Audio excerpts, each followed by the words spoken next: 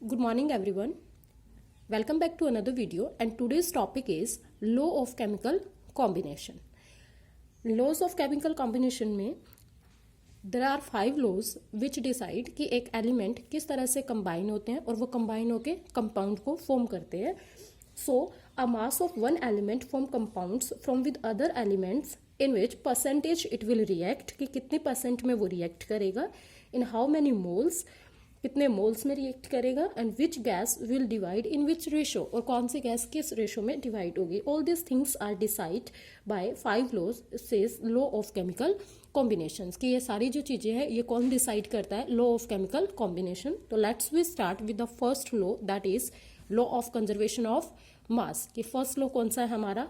Law of conservation of mass. According to this law कि chemistry में जब भी कोई टू एलिमेंट्स रिएक्ट करते हैं, ए रिएक्ट विद बी, तो हमारे पास कौन सा कंपाउंड फॉर्म हुआ? A B. It means A के मास ने क्या किया? बी के मास के साथ कंबाइन किया और फाइनली प्रोडक्ट क्या बन गया? A B. That means according to this law the mass of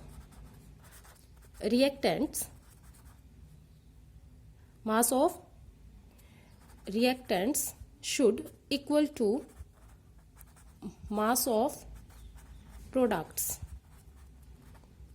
reactant का जो मास है वो किसके इक्वल होना चाहिए? प्रोडक्ट के मास के इक्वल. तो इसका मीनिंग क्या है? कि मास can neither be created and NOR be destroyed. कि मास को ना तो हम क्रिएट कर सकते हैं और ना ही मास को हम डिस्ट्रॉय कर सकते हैं. यहाँ ए का जो मास था और बी का मास दोनों ने कंबाइन होकर क्या बनाया था? ए बी बनाया था. तो that is the law of conservation of mass. Let's see with the help of an example. C plus O2 and it gives to CO2. We all know the mass of a carbon is 12 and the mass of oxygen is 16. तो यहाँ कितना मास हुआ carbon का? 12. और यहाँ oxygen का मास कितना हुआ? 2 into 16. क्योंकि यहाँ कितने ऑक्सीजन लगे हुए हैं? 2 ऑक्सीजन लगे हुए हैं. यहाँ अगर हम देखते हैं तो कार्बन का मास कितना है? 12.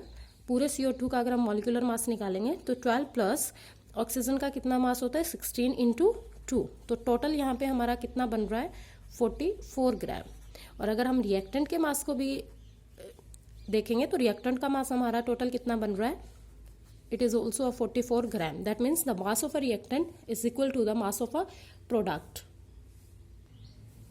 Now we discuss some other examples that illustrate the truth of this law. The first one is when matter undergoes a physical change. First कौन सा है? जब भी कोई matter क्या करता है? Matter undergoes a physical change.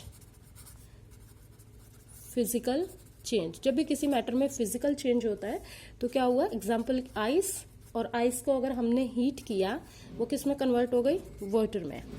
अगर हम आइस का वेट करेंगे और उसके बाद अगर हम वाटर का वेट करेंगे तो it is found that there is no change in the weight though a physical change has taken place. कि दोनों में क्या हो रहा है? दोनों के वेट में या दोनों का जब हम चेक कर रहे हैं इनका वेट तो उनमें कोई भी चेंजेस नहीं आ रहे हैं. तो दैट मीन्स कि फिजिकल चेंज हो रहा है बट इनमें कोई भी वेट में चेंज नहीं हो रहा है. तो ये क्या है? कि रिएक्टेंट का जो वेट है that is equal to product. Second क्या है? Decomposition of mercuric oxide. Decomposition of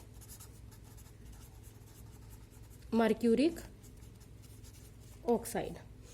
mercuric oxide का अगर हम डीकम्पोजिशन कर रहे हैं तो हमने यहाँ क्या लिया कि if we decompose 100 gram of mercuric oxide. Mercuric oxide क्या होता है? HgO. इसको हमने कितना लिया? 100 ग्राम. तो ये किस में डिसोशिएट होगा? Hg plus half O2 gas में. तो क्या कहते हैं कि 100 gram of mercuric oxide when heated in a closed tube then it decompose to produce 92.6 gram of mercury and 7.4 gram of oxygen. तो अगर हम इन दोनों का प्रोडक्ट का टोटल वेट करेंगे तो इन दोनों का कितना हो रहा है? 100 gram. It means the mass of a reactant should equal to the mass of a product. Law of conservation of mass यही कहता है, बट हमारे पास यहाँ पे mass of a reactant is equal to the mass of product. कि दोनों का जो मास है वो क्या आ रहा है? इक्वल आ रहा है. So this is the law of conservation of mass. but in a number of reactions, especially the nuclear reactions, the mass of the product is found to be slightly less than the mass of the reactants. कि बहुत सारी ऐसी reactions होती हैं जिनमें हम ये देखते हैं कि जो reactant का मास है वो प्रोडक्ट के मास से स्लाइटली वेरी करता है. तो इस क्वेश्चन का आंसर हमारा क्या जाता है, या अगर कोई हमसे ये पूछता है कि वो मास कहाँ गया, वेयर द मास लॉस्ट, तो क्या है कि according to Einstein equation, Einstein ने क्या दिया था, energy equation, that is equal to mc square. Here m is the lost mass and c is the velocity of light. तो according to this equation क्या होता है कि sum of the mass is converted into energy. तो कुछ मास किस में convert हो रहा है, एनर्जी में कन्वर्ट हो रहा है. तो this law of conservation of mass has been modified, और इसको हम क्या आज के टाइम में हम इसको क्या बोल रहे हैं, law of conservation of energy, because now it is known as law of conservation of mass and energy. दोनों को इकट्ठा बोला जाता है. तो इसका मीनिंग क्या है, the mass and energy are interconvertible but the total sum of the mass and energy during any physical or chemical change remains constant. कि मास और एनर्जी जो है वो क्या है, इंटरकन्वर्टिबल है, बट दोनों का जो टोटल मास है वो किसी भी फिजिकल और केमिकल चेंज में रिमेन्स कांस्टेंट, कि वो क्या रहता है, कांस्टेंट रहता है.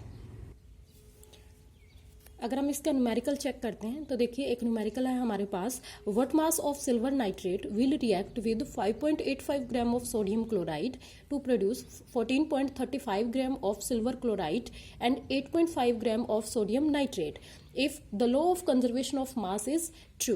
कि हमने ये बताना है कि law of conservation of mass true हो रहा है या नहीं हो रहा है. तो first we write the equation, कि यहाँ से इक्वेशन क्या बन रही है, तो क्या कह रहा है कि the mass of silver nitrate react with sodium chloride. क्या रिएक्ट हो रहा है, सिल्वर नाइट्रेट. तो वी नो सिल्वर नाइट्रेट क्या होता है, AgNO3. सिल्वर Ag और नाइट्रेट क्या है, NO3 plus sodium chloride NaCl. It react, जब ये रिएक्ट कर रहा है तो क्या बन रहा है, silver chloride and sodium nitrate. तो सिल्वर क्लोराइड क्या है हमारे पास, AgCl प्लस सोडियम नाइट्रेट क्या है, NaNO3. ये बन रहा है. तो इन सब का मास हमें गिवन है. क्या कह रहा है, सिल्वर नाइट्रेट, इसका मास हमें निकालना है. Let x gram is the mass of silver nitrate, और NaCl का मास हम लोगों को गिवन है, दैट इज कितना है, 5.85 ग्राम. AgCl कितना दे रखा है, 14.35 ग्राम, और NaNO3 8.5 ग्राम. तो लॉ ऑफ कंजर्वेशन ऑफ मास क्या कहता है, sum of mass of reactant should equal to sum of mass of products. तो यहाँ पे रिएक्टेंट क्या है, x ग्राम प्लस 5.85 ग्राम, कि टोटल मास क्या है रिएक्टेंट का, दिस वन, एंड प्रोडक्ट का मास कितना है हमारे पास, mass of AgCl plus mass of sodium nitrate. तो टोटल कितना है, 14.35 ग्राम प्लस 8.5 ग्राम. तो ये हमारे पास टोटल क्या आ रहा है इन दोनों का. हमने यहाँ पे रिएक्टेंट और प्रोडक्ट का मास क्या है, इक्वल लिख लिया है. अब इसके बाद देखिए क्या है, जब हम इसको सॉल्व करेंगे तो सॉल्वेशन में हमारा क्या जाएगा, यहाँ पे इन दोनों को हमने ऐड किया तो क्या हुआ, x ग्राम प्लस 5.85 ग्राम, इन दोनों को ऐड करेंगे तो टोटल हमारे पास कितना हुआ, प्रोडक्ट का मास 22.85 ग्राम, इन दोनों का सम. क्लियर. देन हम x को निकालेंगे तो क्या आया, 22.85 माइनस 5.85 ग्राम. तो x का मास कितना आ गया हमारे पास, 17 ग्राम. अब यहाँ पे x कितना आया, 17 ग्राम.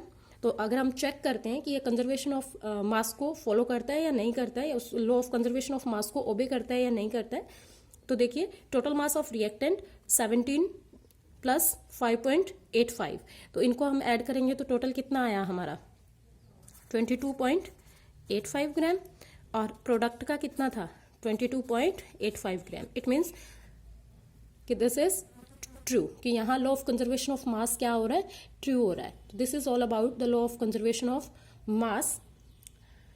न्यूमेरिकल प्रैक्टिस जितनी हो सकती है इसकी उतनी न्यूमेरिकल प्रैक्टिस को करना है, because this is a very important law. तो कीप स्टडिंग, कीप रिवाइजिंग.